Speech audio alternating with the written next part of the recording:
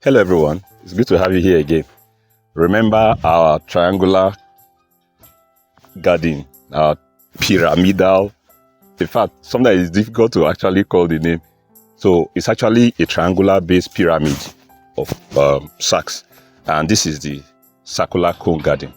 Now, we remember it is an opportunity to maximize space and then get a lot of stuff from it. So today I'm bringing you an update of what is going on right now, and this is about 2 months plus, and we've been able to achieve a lot of stuff. Remember when we did the staking, I told us something about having it parted right and left.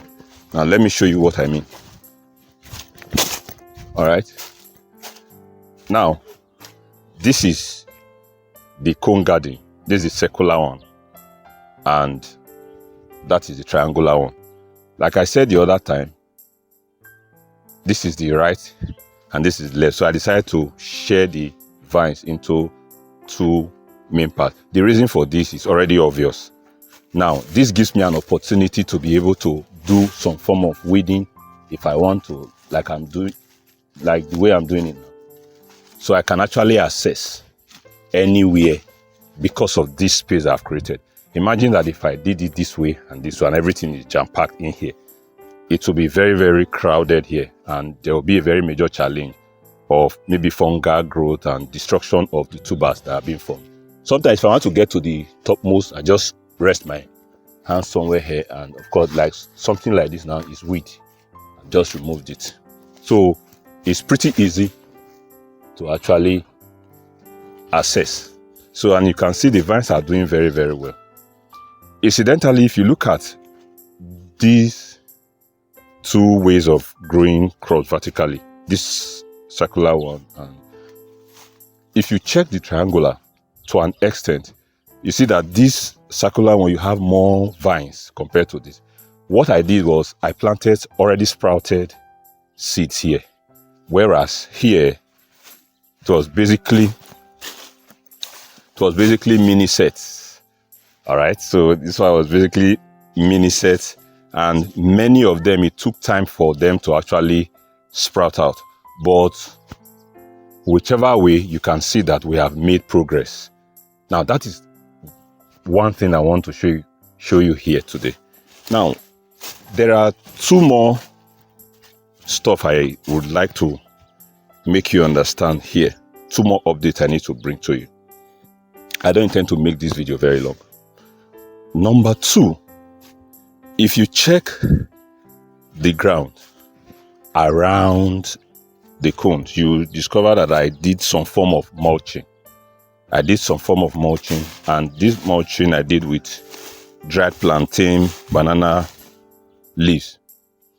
Now, what is the essence of this? If you check, of course, like we normally, we have said before, we normally use banana or plantain, dried plantain leaf to prevent weed, and of course to also control temperature around that area, temperature of the soil.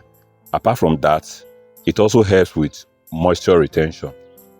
That will become very, very important, especially when the rain is actually going, because this is practically rain fed, as you can see.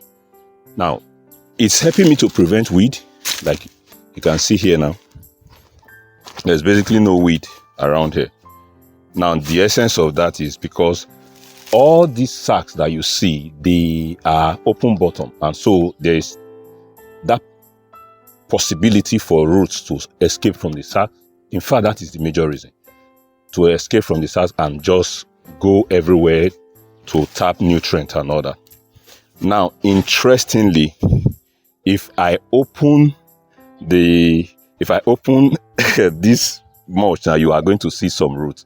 I want us to bring the camera closer so that we can actually look at that. Okay. Now, if I raise this, okay, you see the way I'm raising this now. The roots from here, you can see, these are the roots that are escaping from the sack. They are under this place, and you can see this place is moist, and Of course, see the roots now. They are going everywhere under the mulch. That is the beauty of having to mulch around your open bottom sacks.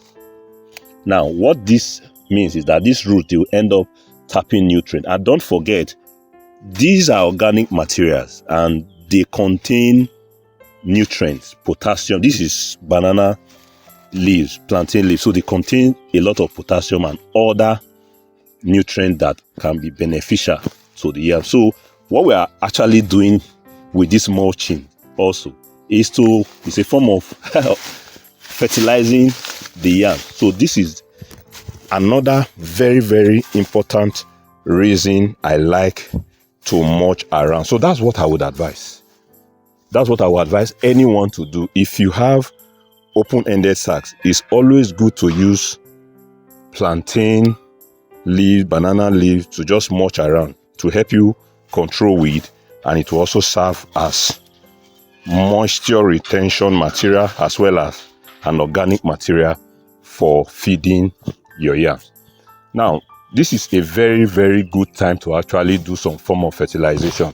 Any one you want, whether it is organic or inorganic, whichever one you choose. All right. Now, there is one more update I need to bring to your notice. Let's go there. Okay, guys. You know, like I said earlier, the triangular garden, I used mini sets. So it means that sometimes some of them may not actually germinate. Although I did multiple, but from what I can see, there are still some that did not germinate. Some sacks are empty, like this one. This is empty. This one, yeah, this one is also empty. This one is also empty, and this is empty too.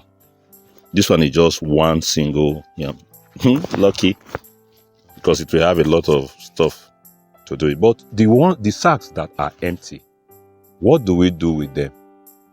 Now, I don't have mini sets right now to put in the ones that have sprouted. And if I'm going to sprout now, it will take up to about 20 something to 45 days for it to germinate and all that. Time is ticking.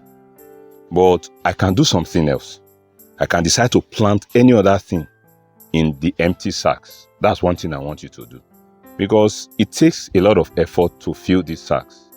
And just leaving them empty all through the season, for me, doesn't really make sense. So what will I do? I decided to plant something that is close to the yams. And this is orange flesh potato vines. All right. So I've already planted some orange flesh potato around some spaces in between and all that. That was almost like a couple of weeks ago.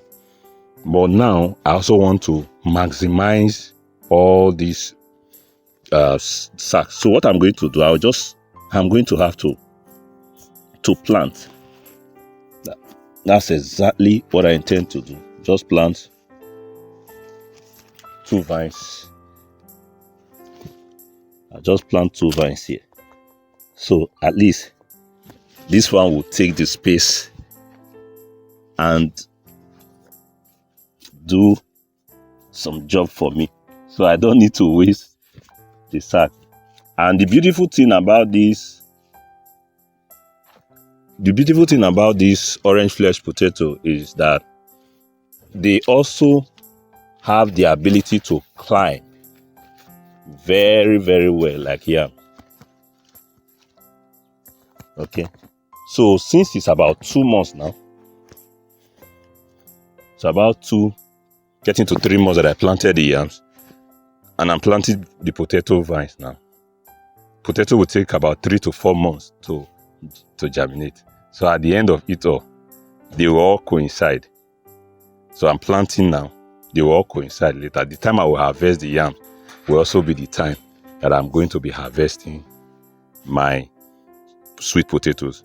So guys, what I'm trying to let you know here is this, that you can actually do something like this. Give it a trial.